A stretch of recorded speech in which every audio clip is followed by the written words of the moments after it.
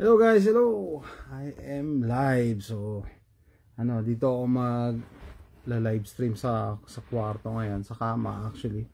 Kasi natutulog misis ko sa baba. Tahimik tayo, tahimik para dito. Okay, so pwede ako. Pinag-hearing kagabi, siguro mag-aalas 12 na. Tapos natapos ako mag-aalas 2. Grabe, ayun yung mga tipong yung pag na-start mo ng panoorin, dapat wag kang bumitaw kasi gusto mo malaman kung ano yung kasunod Gusto mo malaman kung anong result yung time na yung nagsisimula, nagpapasapasahan sila. Yun nga, si Dr. Tayag na halatang Baningarzi, although kalmado, mukhang na-coach siya na to or may backer to si Dr. Tayag na. Huwag kang mag-alala, ano lang yan. Inquiry lang yan. Hindi naman kayo yun ang hula ko, no? If I will interpret their actions. Okay? Si Dr. Tayag, cool na cool yan kasi alam niya, hindi naman sila makukulong dyan Hindi naman sila makukulong. So, pasensya na, bagong gising ako. Dito ako sa kama. Hindi naman sila makukulong Diba? Tapos nakaka-disappoint yung nakaka-disappoint yung mga head ng mga tawag to, divisions, like yung yung BFAD ba, although magaling mag-English, halatang walang laman ng ulo, diba?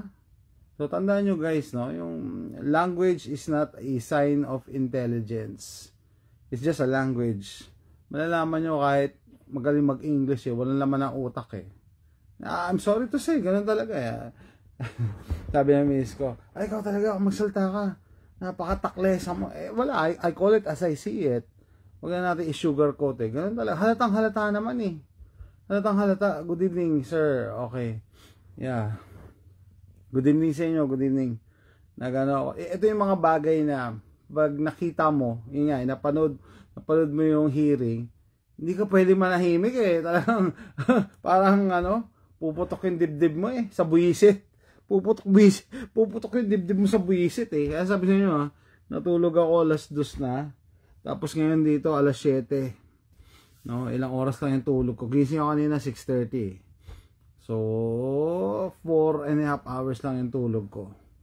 Pero kailangan ko tong gawan ng reaction, reaction lang muna tayo. Kaya nag-live ako, syempre, para makuha ko rin yung mga inputs nyo. Kasi, syempre, baka meron kayong mga nakakita nun. Pero ako talaga, tinapos ko kahit madaling araw, alas 2. Tinapos ko kasi, naghihintay ako ng yung kumbaga, mako-corner sila.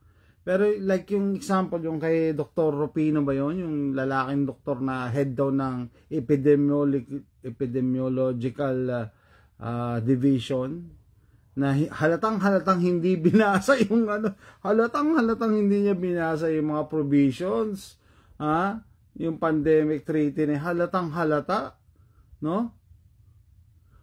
Same sir, tinapos ko na rin yung live kanina. Yeah, ito yung mga tipong although ayaw natin ma-stress, pero pag nasimulan mo na, tatanungin mo yung sarili mo, ano kaya nangyari? Kaya lang tapusin mo na lang talaga. Maganda i-pelikula to Magandang gawin pelikula to So yun nga, yung nagigigil ako doon kay Dr. Rapide. Halatang na walang alam, halatang di niya binasa. Tapos, kinorner na nga siya ni Congressman Acop na, what is your, hindi pala si Congressman Acop, basta ano yung recommendation mo? Halatang hindi niya binasa, doon pa lang siya nagka-cramming tumingin sa laptop niya, So imagine niyo guys, join tayo sa WHO, magpapa-under na tayo sa WHO sa May, ilang linggo na lang yan. Tapos yung DOH hindi pa pala binasa yung provision. 'Di ba? Ano 'yan? Anong nangyari sa atin? Hindi binasa, doon pala siya nagka-cramming sa laptop niya, anong recommendation mo? Yun na lang tinatanong ni Congressman Romulo ba 'yon? Agree ka ba? Kasi ano, nagpapanik siya, tumitingin siya dun sa ano, no? Wala. Halatang halata, nakakabisit. Nakakabisit, guys. No? Siguro regardless kung ano kayo, may betchin kayo o wala, pakita nyo naman kung sino yung mga loko-loko sa gobyerno. Tingnan nyo naman, kita nyo naman kung sino yung may malasakit sa gobyerno just by watching the hearing alone. Regardless kung may betchin kayo o wala. No? And parang naramdaman ko yung passion ni Attorney Aaron na kami mga walang bakuna. Oo nga naman. Kasi noong time na yun, kawawa. Ito personally guys, kabado yung mga DOH kanina. Ako, hindi lang kabado siguro. Maihi-ihi na yun sa salawal yung mga yan. No? Ako personally guys, nung napanood ko yung video, kinalabutan ako sa awa. Nakawa ako, no? Iba kasi yung nakikita mo naghihirap yung kababayan mo na naninigas na. Tapos, ano yung isa? Sabi nung nanay, kasi nung pangalawa niya na yan nung unang turok, naghimatay daw. Tapos yung pangalawa, parang mamamatay. Kayo naman sabagay, hindi ko masisi mga kababayan natin na hindi medical field, no? Guys, any adverse reaction, stop. Yan ang yan ang protocol, general protocol yan sa mga health workers. Basta may maramdaman ka, itigil mo yan. Kasi once na nasa loob na ng katawan mo, hindi mo na yan masisip-sip. Hindi na yan mawawala. No? Yan ang instructions namin sa mga pasyente pag may binigay kaming gamot. Anytime mo na magkaroon kayo ng itigil po yung gamot, tapos tumawag po kayo dito sa clinic. Mga ganyan. O tawagan nyo po yung doktor. Kasi nga, hindi pwedeng hinimatay na nung first dose, tapos yung second dose, halos mamatay-matay na talaga. Talaga, makes you think na napakasama ng mga nasa likod nito. Doon sa hindi pa nakapanood yung video, pero nakaka-touch yung yung clip na ginawa nila, yung collection ng mga videos nila, nakaka-touch. And sobrang ganda ng presentation ng One Dakila, walang imik yung mga DOS, hindi sila handa.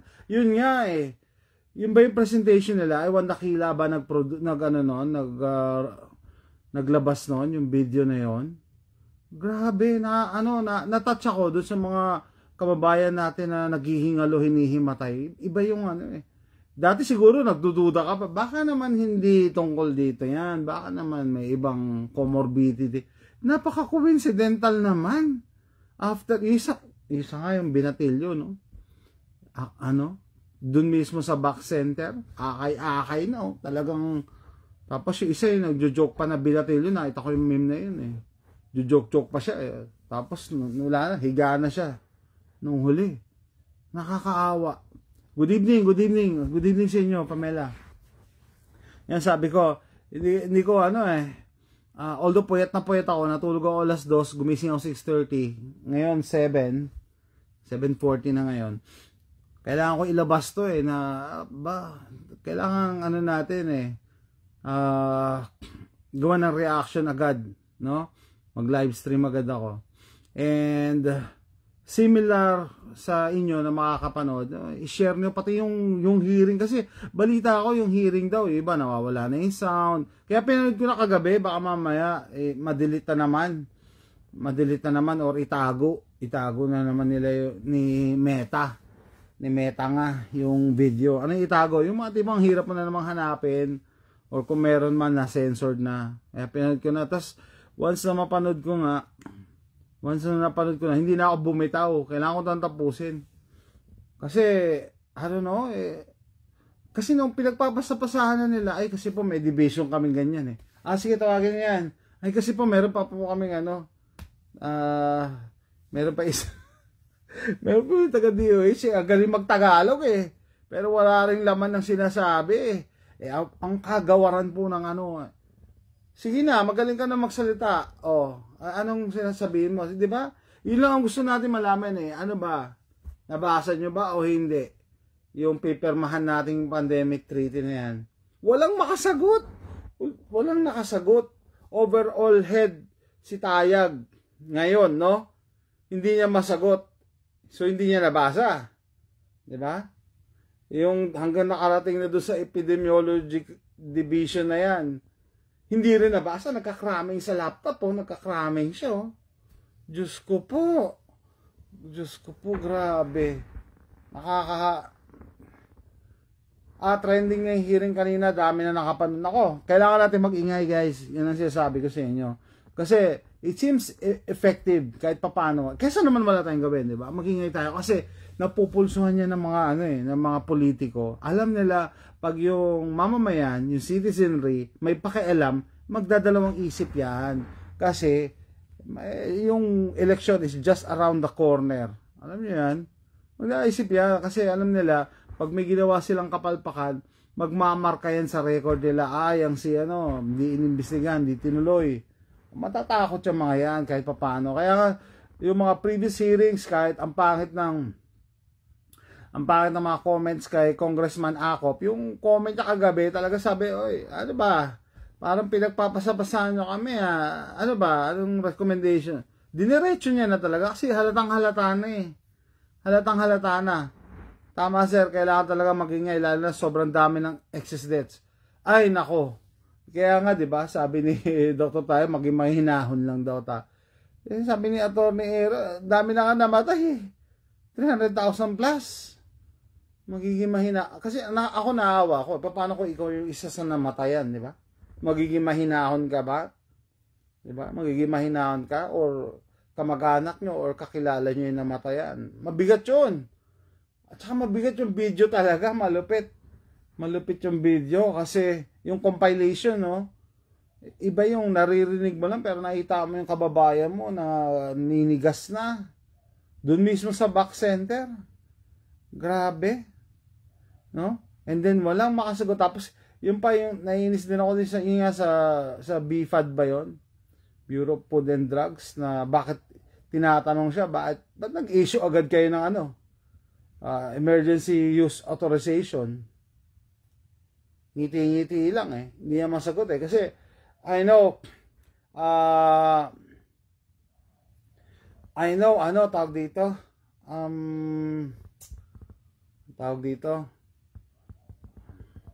mahuhuli siya no? Parang nangyari dyan sa mga taga DOH yung mga tinanong kagabi kanina, no? Yung mga tinanong kanina, less talk, less mistake. Kaya ingat na ingat magsalita. Mahuhuli talaga no? Kung tutuusin, kaya talagang hulihin or kayang gisahin. It's just that masyado mabait si Congressman Dan Fernandez. Gusto daw niyang bigyan ng pagkakataon. Anong pagkakataon? Ang dami na nga namamatay. And ang dami nang namatay. Anong pagkakataon pa ba? Halatang halata na Halatang halata na merong something na maling ginawa nung panahon na yun. 27 pa lang dyan, Jeremy Salvador. Kaya hindi ko ma-share tong video mo sir. Restricted na naman ako. Kaya nga Kaya nga sabi ko, we do what we can. Yun ang purpose ko. Kaya kahit hindi walang script tong vlog na to or tong live stream na to. Gusto ko lang talaga mailabas yung saloobin ko na para bang pagkatapos mong panoorin yung yung hearing, parang puputok yung dibdib mo sa buwisit. Buwisit, 'di ba? Evening brother watching from Imos, Cavite. Oy Vince. Musta? 'Di ba? So, yun guys, no? Share natin yung video. Kalampagin natin mga FB friends natin. Wala, isa yan siguro. Information dissemination para malaman ng mga kababayan natin yung mga kabalbalan ng mga nakaupo sa pwesto. Na obvious na ko. Kung kung siguro may lie detector lang nako. Hindi papasa yung mga yon. Oo nga tama, Jeremy Salvador, kung maghigpit lang si Congressman Damos, supalpal talaga yung mga animal na yan. Talaga kung talagang ginisa, kung talagang gigipitin, wala masyado na mabait si Congressman Dan Fernandez. Pero sige, I'll give him the benefit of the doubt. Bakit? Kasi hearing yan, hindi naman yan criminal case. Tandaan natin guys, huwag tayo masyadong emotional, hindi siya criminal case, no? Parang lang yan siguro in lieu of legislation. Kasi nga kung sila Congress legislation yan, yung sa batas, yung concern nila yung sa pandemic treaty. Papasok ba tayo o hindi? Which, magically, walang makasagot. Ultimo yung pinaka-head ng DOH, ultimo yung pinaka-head ng epidemiology, hindi masagot kung, diba, tinanong siya diretso, maagrabyado ba tayo? Yun na lang term ko, maagrabyado ba tayo? Pagka wala ka ba nakikitang dyan, mali. Sir, okay naman po. Okay. Nag-cramming si Pogi eh. Nag-cramming si yung Dr. Rufino yung visit na yun. Isa pa yun eh. Grabe. Sabi ko, eto ang mga namumuno sa Pilipinas. Guys, kung may pagmamahal tayo sa bayan natin, nako, makikita nyo na ano yung diferensya. Palagi may nagtatanong eh, ano ba problema ng Pilipinas? Bakit ganito? Ba't hindi tayo umuunlad? Ba't ganyan? Eh kasi yung inuupo natin, puro bulok eh. No? DOH na nga lang yan, no? Ibig sabihin, hindi yan nagagawa ng batas. Pero imagine niyo, DOH dapat ang magbabantay sa karapatan natin, yung kung papasok tayo dito sa pandemic treaty ng WHO o hindi. Pero halatang hindi nila binasa. Gusto lang nila permahan. So ano to? So scam to, di ba? Gusto lang nila permahan. Ngayon, ginigisa sila, binibreakdown, malulugi ba tayo dyan? Bakit ganyan? Ba't against yan sa natin? Yung sa Republic at 11525. Hindi nila masagot. Diyos ko po, bro, yun sa Pandemic Treaty ng May 22, sana hindi matuloy. Yun nga eh. Yan ang issue ngayon, kaya nagmamadali, di ba? Yun nga usapan dun sa sa hearing. Si Dr. Tayag, hindi pa siya siguro, hindi pa yan deadline. Yung May na yan, hindi pa yan deadline kasi binasa ni Congressman Dan Fernandez. Ito na nga nakalagay ilang months after na na-start ganyan. Mag-i-end yan ngayong May 2024. Sabi ni Dr. Tay, I will get back to you on ilang weeks na lang. Ilang weeks na lang may time ka pa mag-research. So halatang halata na ibig sabihin gusto niya tayong maging under ng WHO regardless kung anong provisions yan, kung anong laman yan, treaty na yan. No? Kahit maging alipin na tayo ng WHO. Kasi bakit? Baka bayad. Baka bayad. Diba? Siyempre, alam niyo naman, pagka bayad ng isang tao, wala na talaga nakikita. Guys, sabihin nyo nga sa akin, sino sa DOH ang nakabasa ng pandemic treaty na yan, yung mga provisions yan? Dun sa hearing pa lang. Meron ba diyang nagsabi, hindi. No, ultimo yung head ng epidemiology nila, yung Dr. Rupin, nagka-cramming siya sa laptop niya, siya, turuan, kaya pati si Ted, lumigtas na, tinraidor na sila. Yun nga eh. Si Dr. Ted Hermosa, tinraidor sila. Siguro sabi niya, hindi pa ako DOH secretary ng time na yan, yari kayo. Nagbigay siya ng copy, tapos hindi siya umatenda. Ayun, syempre, para hindi niya personally saksakin yung mga kasama niya doon. Pero, yun nga, nakakaliw din, no?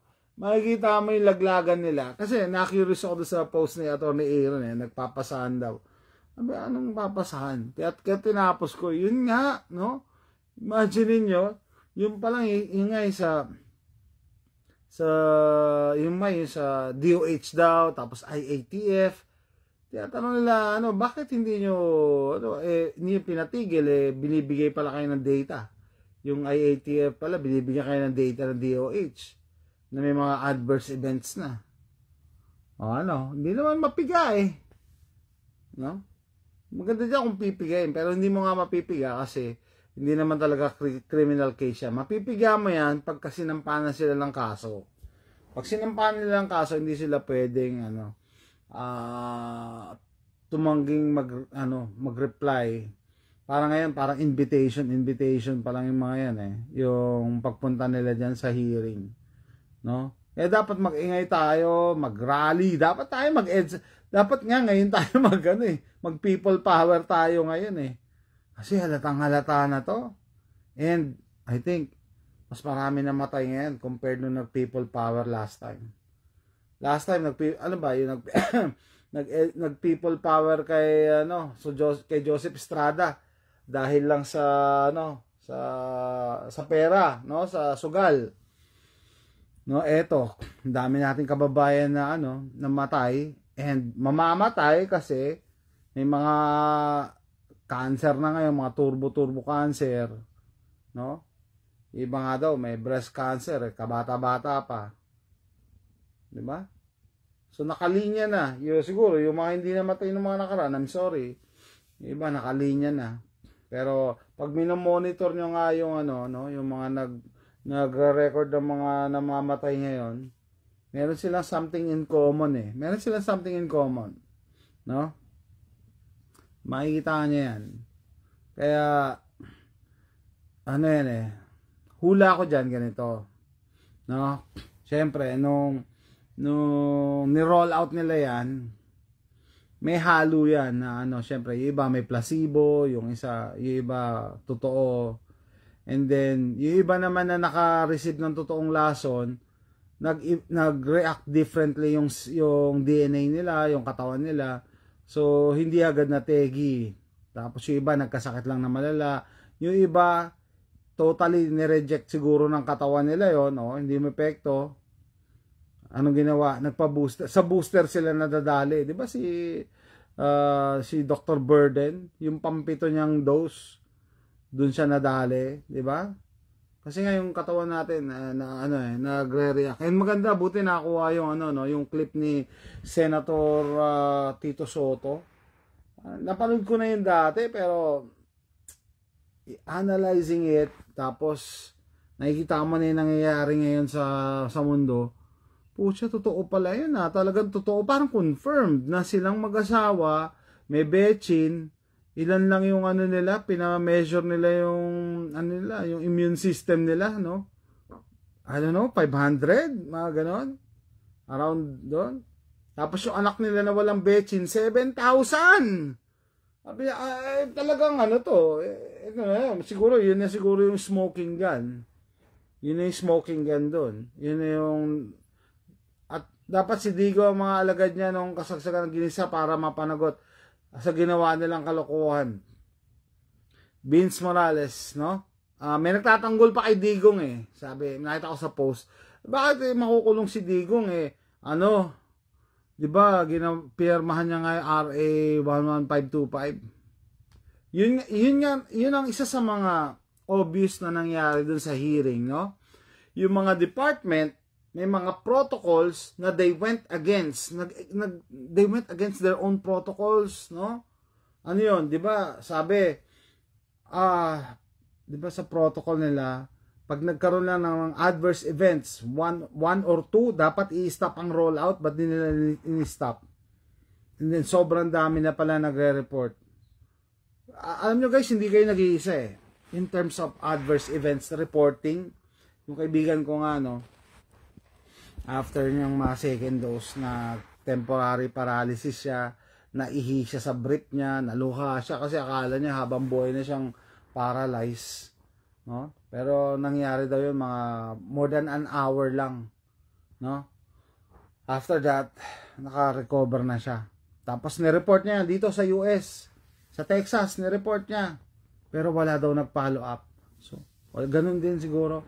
I'm sure alam na nila yan, alam na nila yan yung mga nasa likod nito. Alam na nila yan yung kung ano yung magiging adverse events. So, walang silbi yung mga reporting. 'Di ba yung sa yung clip sa Itbulaga? Na nabulag daw, gulat na gulat pa yung mga host ng Itbulaga eh.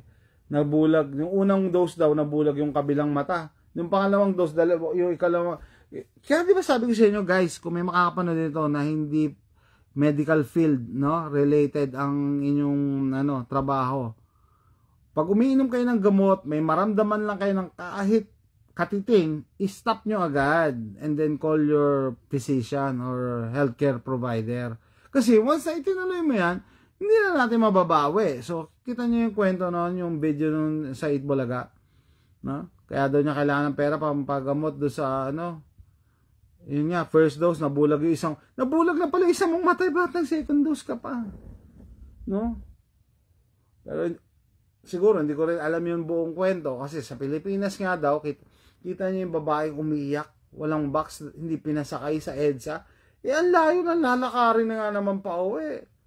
So anong ibig sabihin nun? Pag wala ka palang box, immortal ka na. Ibig sabihin, hindi ka na napapagod. Grabe talaga yung human rights violation sa Pilipinas. Wala talagang nakapalag. Walang nakapalag, no? At that time, walang nakapalag. Under threat ni Duterte na ipapakulong ko kayo. Kung ano nung pananakot, ultimate presidente mismo, binubuli yung citizens Di ba? Kaya nga sabi, yung mga nagtatanggol kay Digong, na pinirmahan niya, pinirmahan, pero isa rin siya sa promotor niyan. Diba? May ginawa siyang tama, may ginawa din siya mali. So, i-weigh niyo yun. Hindi pwedeng pagtakpan mo yung ginawa mong tama, ay yung mali, dahil gumawa ka naman ng tama. Hindi pwede. No? Mali is mali. Yan ang turo sa atin ng mga magulang natin. Maliit pa lang tayo. Bad, diba? Diyan nagsisimula yung morality natin The rightness or wrongness ng isang action, no, yung morality natin. So hindi nagbago 'yun. Kung ano yung mali, hindi pwedeng maka-cross out na yung mali kong ginawa kasi gumawa naman ng tama. May ganun ba? May tinuro ba sa atin ganun? Walang ganun. No? So kahit may ginawa kang kabutihan, pero dapat sagutin mo pa rin yung ginawa mong mali. 'Di ba? So nakakaawa yun, yung umiiyak na babae na hindi pinasakay. Dito lang pwede yan, pero dyan sa US mas may naglaban. Jeremy Salvador, alam niyo ba nung kasagsagan ng bid ko ng scamdemic na yan, may mga Amerikano dito na nagra-rally, di ba? Ayaw magmas. Anong ginawa ng mga kababayan natin? Meron akong kaklase nga Meron akong kaklase. Kinriticize siya, kayong mga nandiyan sa Amerika sumunod na lang kayo. So kami pa yung masama, kung sino pa yung lumalaban ng karapatan, nakikipaglaban sa kanilang karapatan, sila pa yung masama. Ayan, tapos nagpo-post sila, nag-share sila ng mga video na inaaliposta yung mga walang mask sa grocery, di ba? May nakita niyo yung mga ganong video, tapos yun nga daw, may mga Amerikano dito nag-rally walang mask. So, binilate yung social distancing. Tapos, yun nga, yung pagmamas. Tapos, mga walang box. Ano sabi? Yung super spreader. You're gonna kill our grandparents, our grandma. You're gonna kill our Di ba yun ang inakusahan nila tayo mga walang betchin? Na tayo daw ang papatay sa mga lolo at lola nila. Di ba? Ngayon, nalaman na natin na scam lang pala yung 6 feet social distancing na yan. Nabaltaan nyo ba yon? Inamin mismo ni Fauci na walang basihan. Ako talaga sabi ko sa inyo, 4 years ako nag-nursing, tapos nag-masteral ako dyan sa sa Sacre, sa Lucena. Wala akong nabasa. Hanggang ngayon, wala akong ma-research. Saan galing yung 6 feet na yan? Sino nag-decide niya? Wala sa libro yan. Wala sa libro yan. Hindi ako magaling na nurse, pero wala akong nabasa. No? Kaya nga sabi nila, may isa pa dun sa hearing, no? Na iniba nila yung definition ng betchin. Totoo naman Nakadebate ko nga yung kaklase ko na nurse din sa sa Canada Di talaga siya nakatiis, minessage pa ako. Sabi ko, ano ba definition ng betchin? Kinuha ko yung definition ng betchin kay Google. It's supposed to provide immunity. Tapos pinagtawanan ako, ang source mo pala, internet Google Googler. Googler daw ako, taga-Google. Sabi ko, it doesn't matter kung ano yung source ko, yung definition niyang betchin, yan naman yan, ever since, maski nung nag-aaral tayo, live attenuated virus na supposed to provide immunity. Hindi raw immunity, tapos may mga kumakampi pa ng mga kababayan natin.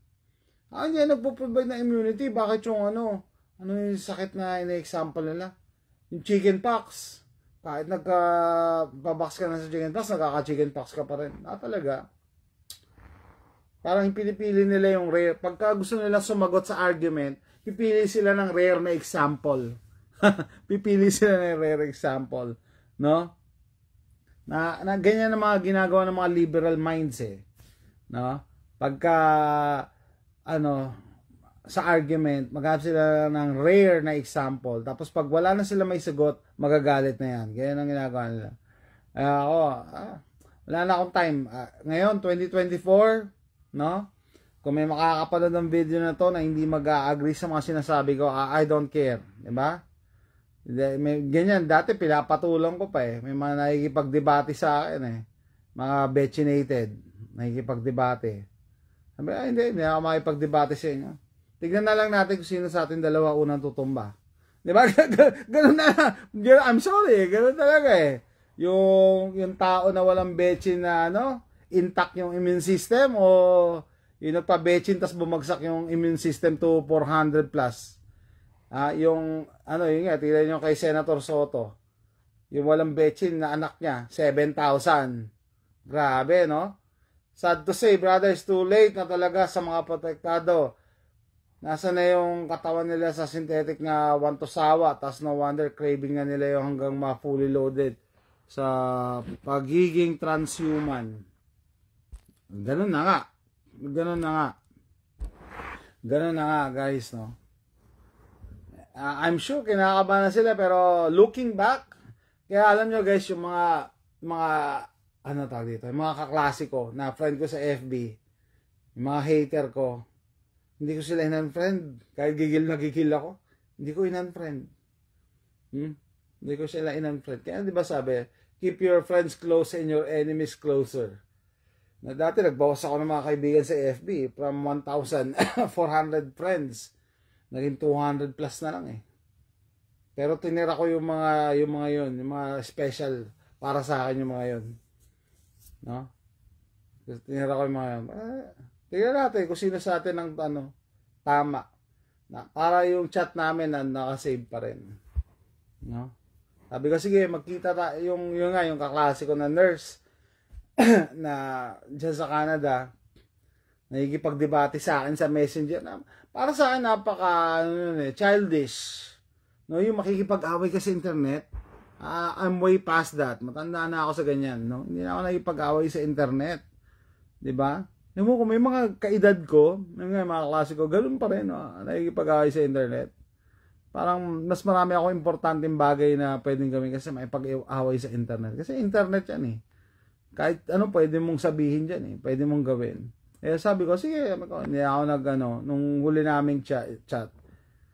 Sabi ko, sige, good luck na lang sa future. Baka tubuan ka ng ekstrang kamay sa noo. Sabi ko, gano'n sa kanya. Kasi nakakainis eh. Diba? Well, yun nga, pero yun, na-appreciate ko yung yung video ni Senator Tito Soto na, sabi ko, nga, baka mamaya mataas pa nga ang immune system ko. 7,000 plus daw yung anak niya na walang betchin eh. Kasi, personally guys, diba, meron kaming grupo dito na palagi kami nagka-camping. Kami, 7 to 10 families. Kami lang ang hindi nagpa-betchin. Tapos ako, never ako nagkasakit ng bid ko. Sila, dalawang beses na nag-positive. No? Mga ganun. And iba talaga, the other day, meron akong naramdaman. Last week. Para nag-chills ako nung gabi, tapos may low-grade fever ako. Low-grade fever. Hindi naman ako ganun kainit, pero giniginaw ako. Yung misis ko, pagpasok sa trabaho niya, kinuwento niya doon sa katrabaho. Sabi ng katrabaho niya, ay, ano yan? Bid ko. Talaga? Talaga, bid ko to. Anong gagawin ko kung sakaling magpa-test daw ako? Sabi ko, pag nagpa-test ka, anong ipapainom sa yung gamot? Meron ba? Nakakatawa. Hanggang ngayon, 2024, sampalataya pa rin sila. Ganun pa rin, yung pattern. Na, pagka konti, anong maramdaman mo? Sumakit ulo mo, nilagnat ka, inubo ka, kailangan sundutin yung ilong mo. Para malaman. Tapos, pag nalaman, anong gagawin? Diba? Parehas lang naman ng protocols. Pag may sakit ka, magpahinga ka, increase fluid intake, kumain ka ng masustansyang pagkain, uminom ka ng vitamins, lalo na kung virus, virus are self-limiting. Ano ibig sabihin self-limiting? Self-limiting, namamatay din siya. Diba? Pag lumakas yung katawan mo. So, ganun yun. Pero, kaya nga gusto ko malaman, anong reason bakit kayo nagpapatest? Anong reason? So, pag nalaman yung meron kayo, positive kayo sa bid ko, anong gagawin? Wala namang gamot, di ba? Bakit walang gamot? Kasi hindi pa na-isolate. 2024 na! Hoy, gising! Hindi pa rin po na-isolate. Bakit hindi ma-isolate? Ay, isipin nyo na lang kung bakit. No? Pero may gamot na. Ibig sabihin, may bakuna na. Hindi pa rin na-isolate. No? Kaya hindi na nila maibenta ngayon yung box na spike protein. Kasi dati emergency, tama, reasonable na, hindi pa natin ma-isolate pero kailangan na natin ng bechin. O sige, gawa na lang tayo ng spike protein. Pwede yun, di ba? Kaya, possible yung explanation at that time. Pero ngayon, 2024 na, tapos na nga yung scamdemic, bakit hindi pa rin na-isolate? Baka talagang walang kailangan i-isolate. Wala silang mahanap. Sabi nga, di ba, the poison is in the cure. Di ba? Yun, tandaan nyo.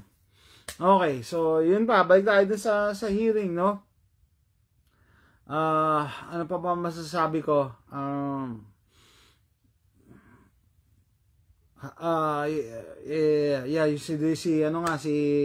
Si Congressman Dan Fernandez,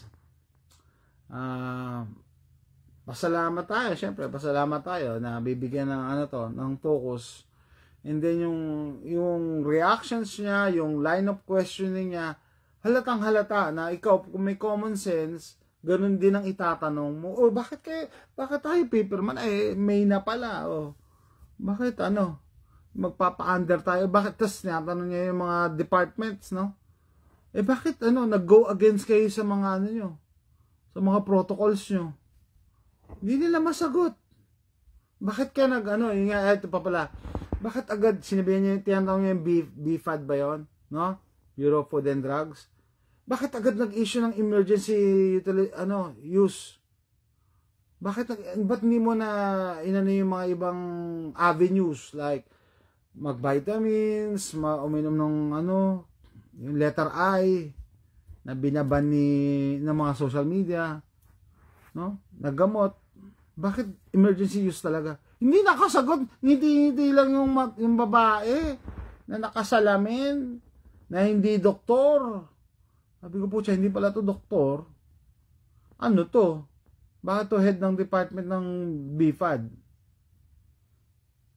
It's one thing na hindi ka doktor at wala kang alam, pero dahil nasa pwesto ka, dapat may alam ka.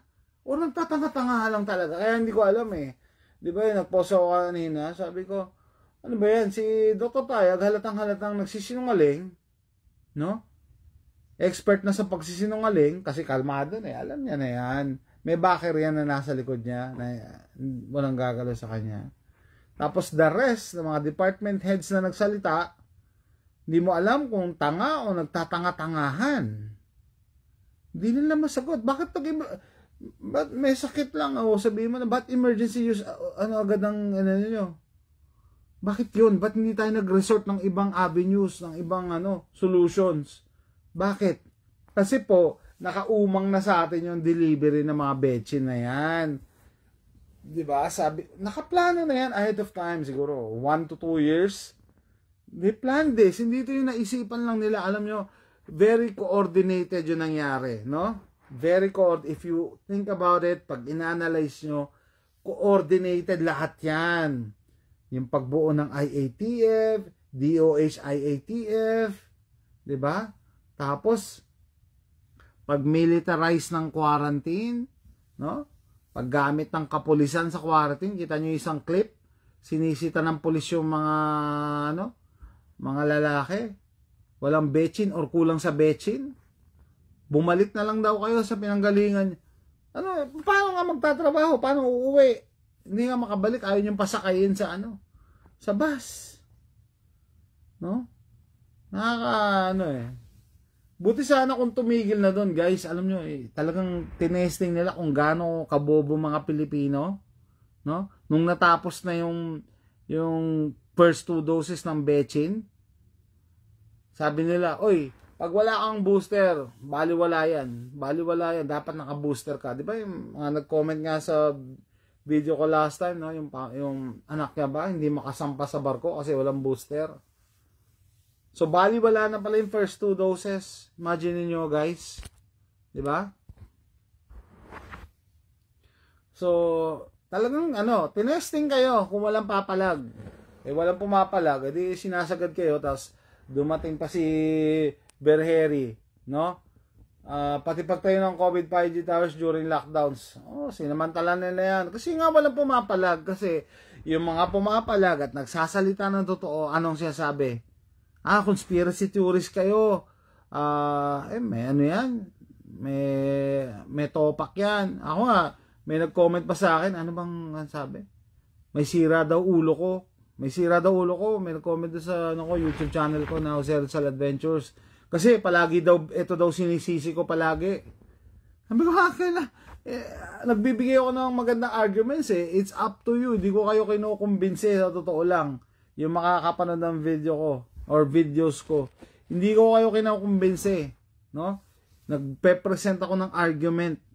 Maniwala kayo o hindi, wala sa akin yun. Wala akong pakialam. No?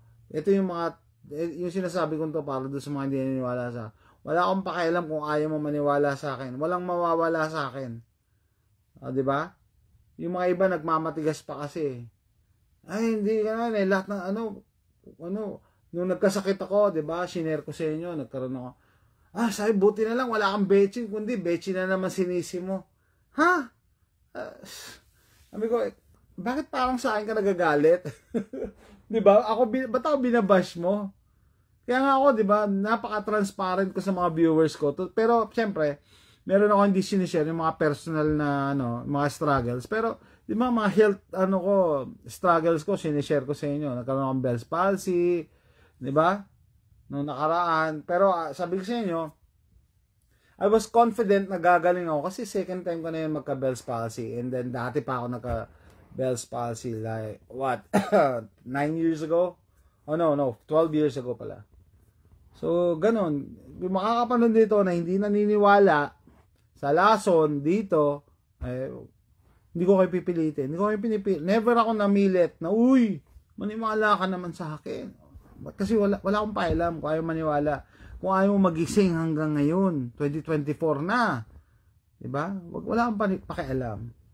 Ang sa akin lang, ang punto ko, binibigyan ko kayo ng arguments. Mag-isip kayo. Ni-encourage ko kayo mag-isip na 1 plus 1 equals 2. Ano ibig sabihin nun? Obvious na eh. No?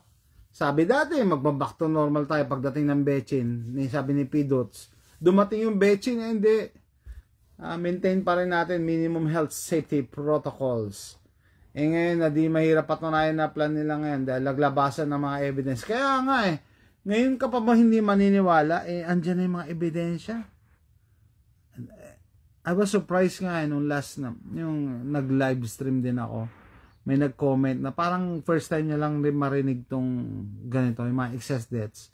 And I have to look for the video nung hearing.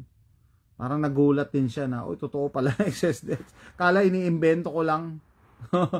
Meron pa rin tayong mga kababayan na walang balita tungkol dito sa nangyayaring hearing ng excess deaths. Na mga past first 2 hearings ba yun? So, kahit paano siguro, may nare-reach tayo na mga kababayan natin na nandun sa kabilang side ng mga tupa. No? Other side of the fence, yung mga tupa doon. 'Di ba? Yan pa yung mga sinasabi ko dati, no? Kasi nilalabelan nila ako na daw ako, conspiracy theories, siraulo daw ako kasi palagi na lang sinisisi ko tong Bechin. No? Ang sarap i-shut down ng mga toklamado para matapos na kaibangan lang sa ating mga mulat. Kaya nga But the thing is, kung magsalita sila, baliktad, tayo pa yung minamasama. Ginigising na nga natin sila. Tayo pa yung minamasama. Tayo pa yung sinagsasalitaan ng masasakit. No, ang makaka-relate dito yung mga nagpo-post sa social media. I'm sure iba sa inyo katulad ko nababash na din. No? Kasi bakit? Kahit i-present mo talaga sa kanila yung evidence, human nature, yung pride will get in the way. Hindi yan aamin. Hindi yan aamin talaga. Kaya sabi ko, wala kang pakialam, ayaw umamin. Ako, nagpe-present lang ako ng data, and sinishare ko rin yung alam ko. And then I'm sure may mga kababayan tayo, meron pa rin percentage ng mga kababayan tayo na napilitan lang talaga, na coerced. Di ba sa video nga ng Mandakila, di ba hindi raw makalabas pag walang betching, kaya napilitan, hindi makasakay, matanda na, hindi, tapos hindi mo pa sasakayin. No ride, no box. Anong gagawin mo? Paglalakarin mo sa EDSA? Mamamatay yan talaga. Diba? Tapos, hindi makalabas. Diba, pag matanda, kailangan mo ng exercise, kailangan mo ng fresh air, kailangan mo ng sunlight. Hindi makalabas. Dati nga, yung mga videos kumakalat, yung barangay tanod, no? Nagro-ronda sa village. Yung foreigner, nando sa bakuran niya. Sinisita pa rin. Kaya, gusto pa nila ikulong yung It doesn't make any sense, guys. Ikaw, yung foreigner, lumabas sa bakuran niya. Gusto makasagat na sariwang hangin. Nag-aano ng mga tanim, halaman. Sinita ng barangay. Kasi daw, quarantine. Pasok daw sa loob ng bahay. Naipagtalo. Kinulong. Di ba, it goes against, quarantine. Yung dinala mo, nag-contact kayo. So, tanong ko sa inyo, asa yung science doon? Di ba kaya nga nagko-quarantine para hindi magkahawaan? Tapos, kukunin mo siya, sasakay mo sa sasakyan nyo, dadalhin mo sa barangay hall, na-contaminate na kayong lahat. So, again, asan yung science nun? Ano yung reasoning behind? Na ikukulong mo yung mga hindi nagko-quarantine. Yung lumalabag sa quarantine, kinukulong. Yung mga iba walang mask, hahatawin mo. Di ba yung stick mo, nakakonect sa yan, dapat wala nga contact Dapat contactless Tapos, hinahataw ng mga ng mga barangay tanod, yung mga walang mask. Di nagdikit na kayo. Guys, may iba, kayo, quarantine, pero hindi nyo alam kung ano ibig sabihin ng quarantine. Dapat ma-isolate. Dapat wala kayong connection dalawa. Kasi hindi mo alam kung meron siyang sakit or may virus siya. Diba? Kung huhulihin mo siya, hahatawin mo, di nagkaroon na kayo ng connection. Diba? Ang the best dyan, guys, ganito. Kung totoo talaga yung virus, no? Yung mga barangay tanod na nagro-ronda, pag may nakitang walang mask, bigyan nyo ng mask. Or pauwiin nyo lang. Huwag nyo hahawakan, huwag nyo papaluin. Dapat nakahiwalay kayo. Dapat meron kayong social distancing.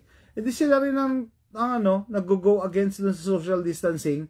Kung kuhulihin nila, or kung bibigyan nila ng ticket, meron pa nga, di ba, yung pupunta ka sa mga resort na, or sa mall, contact tracing. Isang ballpen lang yung ginagamit. Di ba, dapat sabi ko, wala kayo dapat na connection. O, ano na nangyari doon? Ano nga tawag doon? Principles of asepsis. Clean to clean, dirty to dirty. Kung madumi na yung ballpen na yan, dahil ilang libo na humawak dyan, tapos gusto mo kong pumirma dyan for contact tracing? Talaga? Sana yan na lang bro sa mga tinakasan ng common sense, and while slowly nag-unfold, hirap na nila truth, silent laugh na sabay kutos sa hangin. Nag-comment ako kay Attorney Aaron. Sabi ko, alam mo, yung katotohanan, lumalabas din talaga Na-late lang ng konti, pero lumalabas. Regardless siguro kung ano magiging resulta ng hearing, but it's obvious just by looking at the videos, na-expose na yung kasamaan, na-expose na yung mga kasinungalingan. Kahit hindi ako personality expert pero na-share ko sa inyo, di ba? Ang first love ko talaga psychiatry, no? Psychiatry. Makikita mo talaga sa facial expression nila, sa choice of words nila, yung mga department heads, na nagsisinungaling sila and hindi nila alam yung sagot. Mga ututong ships, mas galit pa dun sa gumigising sa kanila kaysa dun sa mga tuklaw, bakuna promoters, mga doktor experts kung na pumapatay sa kanila. Yan nga ang irony guys eh. Kunyari ako, nagmamalasakit na ako sa kababayan natin na magising, na wag na kayong magpauto dyan. Ay, ikaw, may otopak ka eh. Doktor ka ba? Yung pa palaging, yung pa pala, bakit doktor ka ba? Ba't bigla kang naging, infectious disease expert? Sabi ko, hindi ako doktor, hindi ako expert, hindi ako infectious disease expert, pero pinagmamalaki ko, meron akong common sense. Ikaw ba meron? Nako, natatamay may mga yan. Tanongin nyo lang, common sense lang naman eh.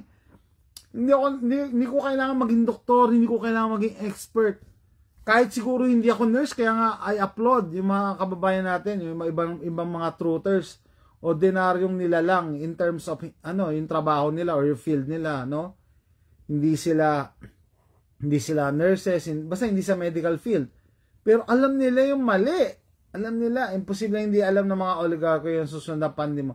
Baka dyan na rin nila paganahin yung mga particles sa mga toklamado. Brace ourselves, mga refusers worldwide.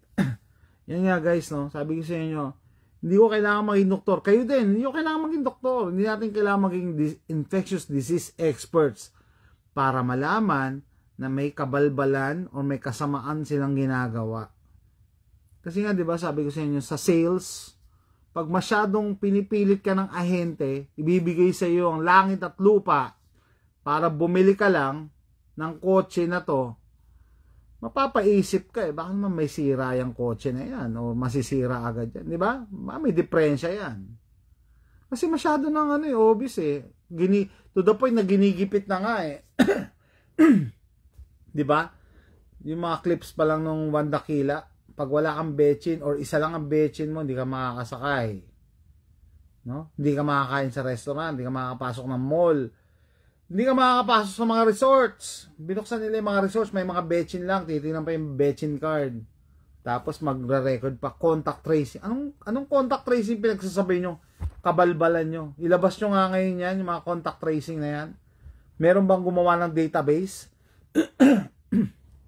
Excuse me. May gumawa ba ng database? Yung mga contact tracing na yan? Parang ginamit lang yan para sa eleksyon eh. Di ba? Grabe. Kaya sabi ko, saludo ako sa mga kababayan. Alam niyo yan kung sino yan. Yung mga truthers na nagla-livestream din o nagpo-post sa mga feed nila. Pero hindi sila expert, hindi sila doktor. Hindi sila epidemiologist, infectious disease. Ano sila? Meron silang common sense na nawala na sa inyo. I'm talking to the people na hanggang ngayon tulog pa rin. No? Alam nyo, sabi nga nila, yung Bidgo, hindi lang yan pinatay yung yung immune system ng mga nabechinan, pati common sense pinatay niyan. Imagine mo, kaklase ko nga na taga Canada, matagal lang nurse, meron pang masteral. Alam ko may masteral siya kasi yung choice of words niya eh. Yun yung ginagamit sa masteral eh. Sabi niya, ano mo pala, source mo, Google pala ang source mo. Dapat yan ang gusto niyang source, yung peer-reviewed. Sabi niya, miss ko, mga nagmamasteral, yan, palaging ginagamit yan, peer-reviewed. Paano kung yung mga magre-review, mga tanga din at mga sheeples, di ba? Di ba, ano yun? Ano yung isang meme na sabi, 97% of doctors agree to the company that is funding them. Di ba? Ano sinasabi mong peer-reviewed? Yung magre-review, bulag din at sheeple din. Siyempre, sasabihin yan. Di ba? Common sense, guys, is not that common anymore. So, yun nga, yung Bidgo, pinatay niya yung immune system nyo, pinatay niya pa yung common sense mo. Diba? Nakikipag-debate ako dun sa, kaklase ko. Diba, abi ko ang bechin is, live attenuated virus na it will provide immunity. Ay, hindi naman nag-ano yan ang immunity. Talaga, yun yung definition ng nag-aaral tayo eh. Kailan ba binago yan? Nito lang may scamdemic. Binago nila yung definition ng ng betchin. Bakit? Para mag-fit. Kasi they found out na yung may mga betchin nagkakasakit. Na yung mga may betchin namamatay. 'Di ba? Ano may una nilang palusot? Ano yung una nilang palusot? Ako nga sinasabihin ako dati ng ate ko, sabi niya, magpa-betchin ka na kasi. 'Di ba ano ba yung ano nila diyan? Bakit pag tinanong mo, bakit kailangan magpa-betchin? Kasi pag nagpa-betchin ka, hindi ka magkakabid ko. And then naglabasan na, may mga betchin nagkabid ko. Isa, yung iba nga 2 beses pa nagkabid ko. Anong sagot nila? Hindi, okay lang yan. Buti nga, nagpasalamat pa. Salamat po. Salamat kami sa sa betchin. Kita niyo mga post nila, no? Hindi kami nagkasakit ng malala. Kasi pwede ka pa rin magkabid ko, hindi lang malala. Okay. Tapos naglabasan na yung may mga betchin na malala, talagang hindi makahinga. Hinihimatay. Anong sagot nila? Sumagot na naman. Sabi ng mga sheeples, hindi. Pwede kang magkasakit ng mag-positive sa betchin, magkasakit na malala. At least hindi ka mamamatay. Paano naglabasan ng excess deaths, dami na matay. 'Di ba? Sumagot pa rin yung mga sheeples. Hindi. Pwede kang magka-betchin, pwede kang magka-bid ko pag nagpa-betchin ka. Pwede kang lumala. Pwede ka rin mamatay. Pero hindi ka naman pupunta sa impyerno. wala na talaga kami lusot sa inyo eh. Lahat may palusot kayo eh, no? Halatang yung palusot eh. Pero so with that, siguro tatapusin ko na tong live stream na to. Hopefully ma-share nyo sa iba nating kababayan. And hopefully may napulot kayo kahit konti. Ako, I enjoy doing this. Na-entertain ako, no? And then, syempre, ko na rin yung therapy ko na din. And maganda kasi na inilalabas natin yung saloobin natin eh. Kahit magkakalayo tayo. Para ako may kaibigan na kinakausap. So that's it guys. Salamat sa pag-tune in. Thanks for watching. Bye.